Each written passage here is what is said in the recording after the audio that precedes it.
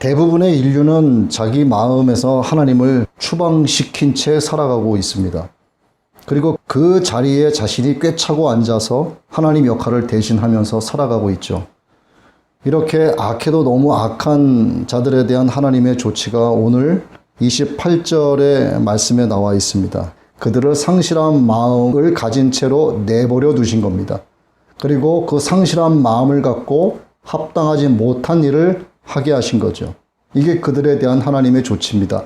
그냥 내버려 두신 거예요. 아예 무관심해버린 겁니다. 하나님을 마음에 두기 싫어하는 자의 마음은 상실한 마음이라는 거죠.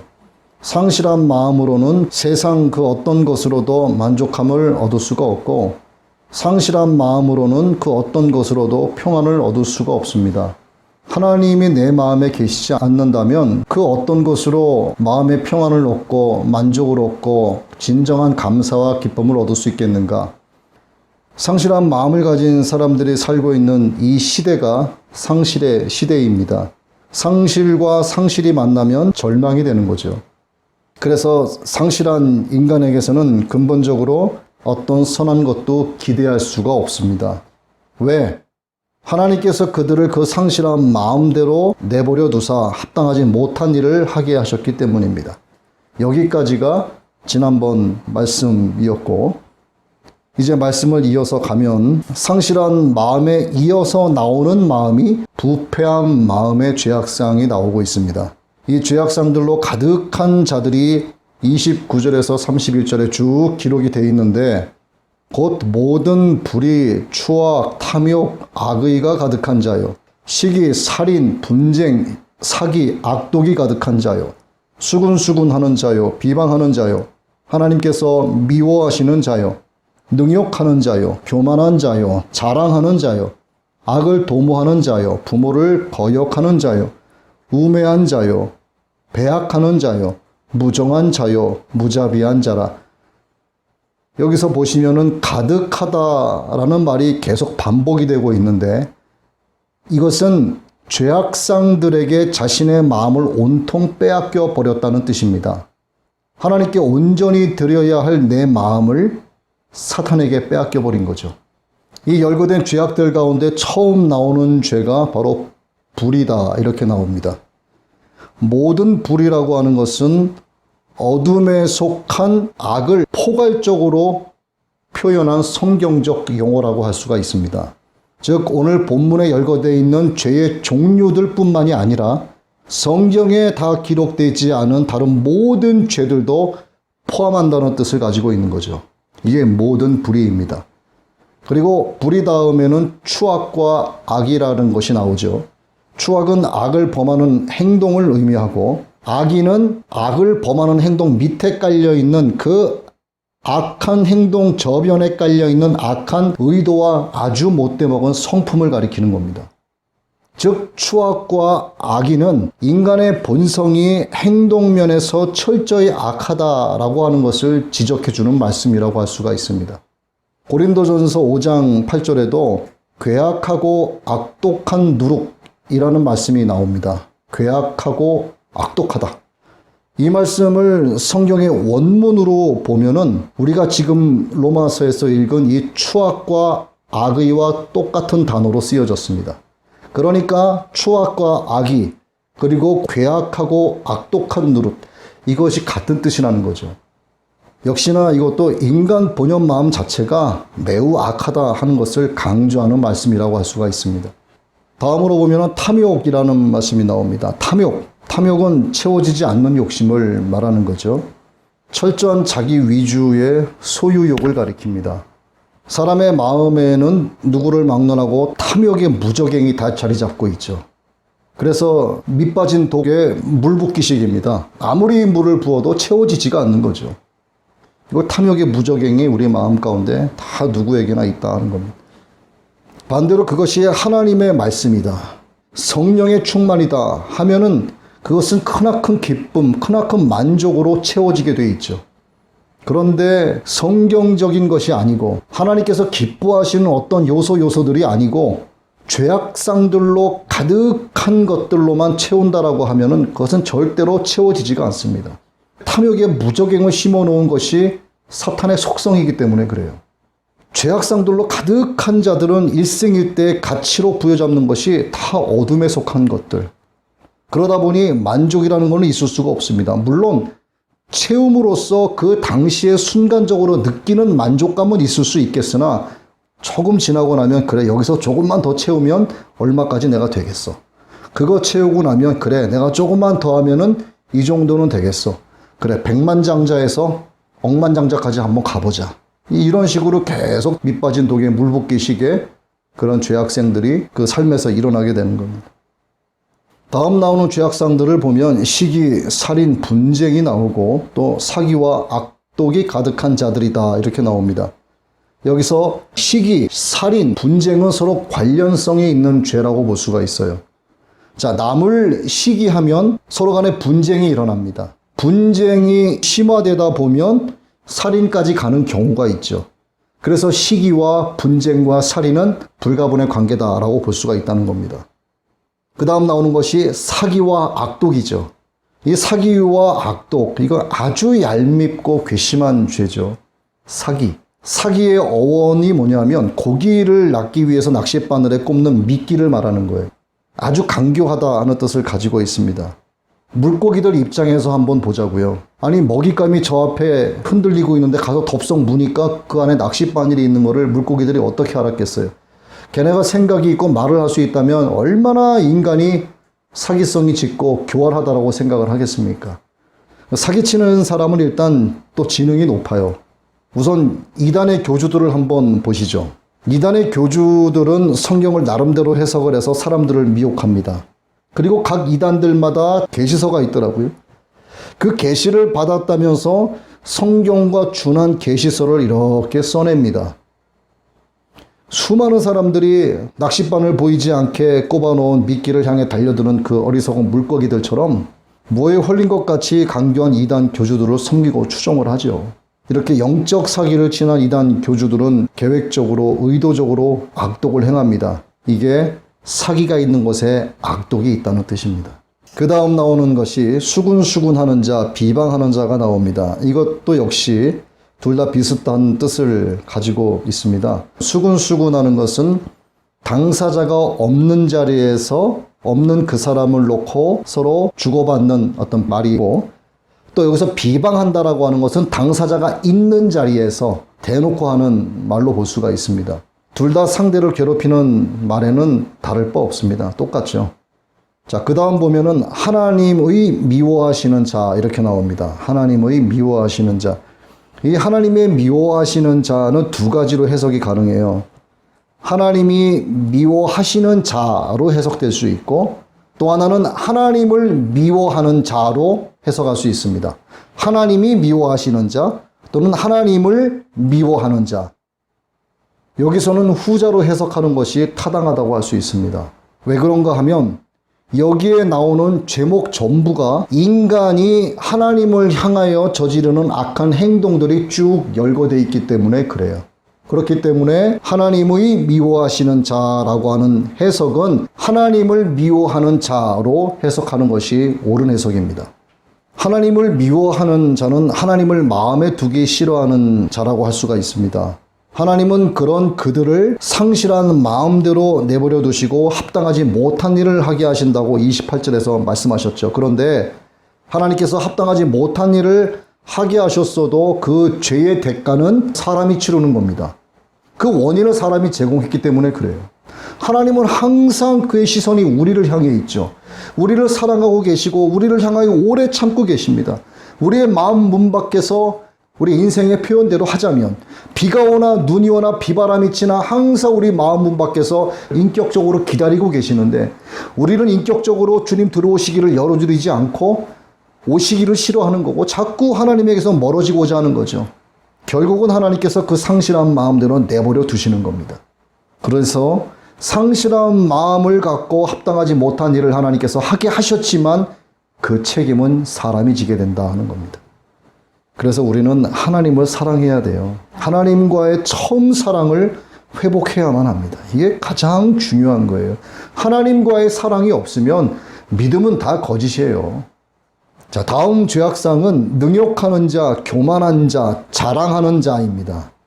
이것도 역시 세 가지가 서로 비슷한 성격을 가지고 있습니다. 보십시오. 능욕을 한다. 또 내가 교만하게 군다. 나를 자랑한다. 이게 뭐 나를 과시하는 죄입니다. 이것이. 혹시 보셨는지 모르겠지만 이 동네 저 동네 돌아다니면서 이렇게 과대 광고해서 약을 파는 약장수들이 있었죠. 저는 아주 어렸을 때 청량리 청과물 시장 그쪽 시장 한복판에서 살았어요. 그때 많은 약장수들이 이렇게 왔습니다. 그때 동네 구경거리예요. 막 차력도 하고 철근도 손으로 쪼개고 그 약을 팔러 오는데 그 약 이름이 뭐냐면은 만병통치약이에요. 약 하나를 먹어보면은 오장육부에 힘이 솟아나고 몸 안이 깨끗해지고 회충, 요충, 십이지장충이 다 사라지고 젊은 사람들한테는 부모님을 사다 드리라고 그러고 어머니들은 며느리 사다 주라고 애를 순풍순풍 낳는다. 안 듣는 데가 없습니다. 그냥 만병통치약을 그렇게 팔죠. 그러면서 끝날 때 꼭 그 얘기합니다. 날이면 날마다 오는 게 아니다. 어떻게 보면 이 약장수가 우스갯소리일 수도 있겠지만 약장수의 말에는 교만과 자랑이 들어가 있는 거예요. 그것으로 상대를 능욕을 하고 있는 겁니다. 한마디로 그 약에 대해서 과시하고 있는 거예요. 이것도 하나님 앞에 큰 죄가 된다는 겁니다. 그 다음 나오는 것이 악을 도모하는 자라고 나옵니다. 한 가지 악으로 만족하지 못하고 또 다른 악을 만들어내는 거죠. 악을 계속해서 도모합니다. 그 다음 부모를 거역하는 자가 나오죠. 우리가 잘 알다시피 부모를 거역한다 하는 것은 배은망덕의 표본이죠. 페류나라고 하죠. 그리고 우매한 자가 나옵니다. 하나님을 멸시하는 아주 미련한 사람을 가리켜서 우매한 자라고 이야기합니다. 하나님을 멸시하기 때문에 하나님 앞에서 악한 짓을 함부로 합니다. 하나님을 향한 두려움은 전혀 없죠. 물론 여기에 모든 죄악상들을 가진 사람들의 공통점이 다 똑같아요. 하나님을 향한 두려움은 전혀 없습니다. 그래서 성경적으로 우매하다라고 하는 것은 그 자체만으로도 죄가 되는 거예요. 하나님을 아는 지식이 없으므로 내 백성이 망하는도다. 하나님을 아는 지식이 없는 것이 우매한 거고 무식한 겁니다. 그 다음 배약자라고 나옵니다. 배약자는 약속을 해놓고 쉽게 약속을 깨뜨리는 사람들, 약속을 잘 안 지키는 사람들 꽤 많죠. 그 다음 나오는 것이 무정한 자와 무자비한 자가 나옵니다. 이 무정한 자와 무자비한 자는 둘 다 비슷한 의미를 가지고 있습니다. 한마디로 최소한의 정마저도 없는, 자기의 이익과 목적을 위해서라면 눈에 보이는 게 아무것도 없는, 다 외면해버리는 그러한 자들을 가리켜서 무정한 자다, 무자비한 자다 이렇게 칭하고 있습니다. 로마 시대에 갓난아이를 바깥에 내버리는 악습이 있었습니다. 부인이 아기를 낳고 그 아기를 남편이 누워있는 발치에 갖다 놓습니다. 아버지가 그 아기를 보고 마음에 들면 일어나서 아기를 이렇게 안아요. 그러면 그 아기는 그 집에서 길러집니다. 그런데 만약 아버지가 그 아기를 보고 그냥 돌아 누우면 그 아기는 그 집에서 길러지지 못하고 밖으로 내다버립니다. 이게 로마 시대의 악습이었어요. 무정하고 무자비한 거죠. 이 시대에도 보면 심각한 사회상을 담은 무정하고 무자비한 사건 사고가 많습니다. 반사회적 인격장애라고 하는 사이코패스, 소시오패스, 그리고 온라인상에서도 그러한 행태들이 버젓이 벌어지고 있습니다. 사이버패스라고 하죠. 무정하고 무자비합니다. 거짓말을 하고도 진실을 말한 사람처럼 당당하게 구는 게 많죠. 자신의 목적을 위해서라면 사람들이 어찌되든 아랑곳하지 않습니다. 이런 사람들이 어디에 많이 모여 있을까요? 우리가 생각하는 그곳에 다 모여 있어요. 그러나 사회 전반에도 편재해 있습니다. 가면 갈수록 이런 반사회적 인격장애를 가진 사람들이 상당히 많아지고 있습니다. 지금까지 말씀드린 이러한 죄를 행하는 자들은 자기들이 사형에 해당된다는 것을 알고 있다는 거예요. 이게 중요합니다. 내가 죄를 범해도 나는 괜찮아 라고 떳떳한 것이 아니라 그들은 내가 사형에 해당되는구나. 내가 죽을 죄를 지었구나 라고 하는 것을 알고 있다는 거예요. 그러면서도 죄짓기를 반복합니다. 그렇다면 이 사람들이 예수님을 믿지 않는데, 성경도 모르는데, 하나님을 마음에 두기 싫어하는데 어떻게 자기가 사형에 해당된다 하는 것을 알 수 있을까? 이 답이 바로 32절에 나옵니다. 그들이 이 같은 일을 행하는 자는 사형에 해당된다고 하나님께서 정하심을 알고도 그들이 알고 있다는 겁니다. 자기들만 행할 뿐 아니라 또한 그런 일을 행하는 자들을 옳다 하느니라. 물귀신 작전 벌이는 거죠. 나 혼자 죽기 싫다. 같이 죽자입니다. 그러니까 잘한다 잘한다 함께 하자 이렇게 되는 거죠. 이 사형이라고 하는 말은 로마서에서도 22번이나 나옵니다. 그 중에 18번이 다 죄와 관련되어 있는 것들이에요. 그렇다면 예수님도 안 믿고 성경도 모르는 사람들이 어떻게 자기의 행위가 하나님 앞에서 사형에 해당되는 죄라는 것을 알 수 있을까? 우리가 생각하기에는 그들이 그것을 모를 것 같죠. 그런데 양심이 증거가 되는 거예요. 양심이. 로마서 2장 15절입니다. 이런 이들은 그 양심이 증거가 돼요. 그 생각들이 서로 혹은 고발하며 혹은 변명하며 그 마음에 새긴 율법의 행위를 나타내느니라. 하나님께서 사형에 해당된다고 정하심을 그들이 알고 있다. 어떻게 이것을 아는가? 그들의 양심이 그 증거가 된다 이 말이에요. 모든 사람은 양심이 있어요. 하지만 양심의 가책을 안 받는 것처럼 연기할 뿐인 거예요. 하나님의 형상대로 만들어진 사람이라면 누구나 양심을 가지고 있어요. 예수 안 믿는 사람들이라도 그 마음속에 있는 양심으로 인해서 자기의 죄를 알 수 있다는 말이죠. 하나님의 말씀을 모른다고 해서 죄의 값이 사망이라는 것을 모르는 것이 아니라는 겁니다. 자기들도 알고 있죠. 그리고 일반적으로 사람들은 자기 혼자 죄를 범하는 것을 갖고 만족해하지 않습니다. 다른 사람들을 끌어들여서 함께 악을 행하기를 좋아하죠. 서로를 향해서 박수갈채를 보내는 것. 큰 목적을 이루기 위한 것이라면 작은 잘못 정도는 전혀 문제가 되지 않아. 이렇게 생각을 합니다. 이게 공리주의적 사고방식으로 자기를 합리화시키는 짓이죠. 종이의 집이라고 하는 미니 시리즈 같은 그런 영화 같은 게 있더라고요. 스페인 드라마 같은데 전 세계 사람들이 환호를 합니다. 왜 그런가 하고 봤더니 공리주의적 사고방식으로 물들어 있는 악하디악한 현대 사회상을 그 드라마, 그 영화에서 대변하고 있는 거예요. 우리가 살면서 아무리 잘난 척하고 또 의로운 척을 하고 깨끗한 척해도 인간이 근본적으로 추악한 존재라는 사실에서는 절대로 벗어날 수가 없습니다. 우리 남궁영 권사님께서 작년 12월 31일 날 하나님 품으로 가셨죠. 가시기 몇 시간 전에 권사님을 찾아가서 기도를 해드리는데 권사님께서 계속 우시면서 저한테 반복해서 하시는 말씀은 그거였어요. 목사님, 저는 지금까지 살면서 척척하면서 살았습니다. 이것이 큰 죄가 된다는 거 생각하지 못했습니다. 그런데 하나님께서 며칠 동안 저 이렇게 아프게 하시면서 계속 회개하게 하시는데 제가 사람들 앞에서 경건한 척, 거룩한 척, 헌신 봉사하는 척, 목사님들을 잘 섬기는 척 하면서 해왔다는 것을 하나님께서 깨닫게 해주셨습니다. 제가 하나님 앞에 며칠 동안 그것으로 회개했습니다. 그러면서 많이 우시더라고요. 그리고 나왔고 몇 시간 뒤에 돌아가셨죠. 이거예요. 우리가 잘난 척 하는 겁니다. 의로운 척 하는 거예요. 깨끗한 척 합니다. 경건한 척 하는 거예요. 믿음도 없으면서, 믿음이 없어서 덕도 세우지 못하면서, 덕이 없기 때문에 소망에 인내가 없는 거예요. 인내가 없다 보니까 절제라는 것을 하지 못합니다. 세상에 대한 절제가 없다 보니까 하나님 말씀에 대한 갈급함이 없는 거예요. 그러다 보니 그건 경건의 모양으로 나타나는 거예요. 그런 신앙생활을 하게 되면 믿음의 역사가 그의 삶에서 나타나지가 않습니다. 당연히 그런 사람들에게는 소망의 인내라는 것이 있을 수가 없어요. 소망의 인내가 없는데 무슨 사랑의 수고를 그가 살아가면서 행할 수 있겠습니까? 못해요. 그것도 다 가짜입니다. 가짜. 의로운 척, 잘난 척, 깨끗한 척, 경건한 척 하는 거예요.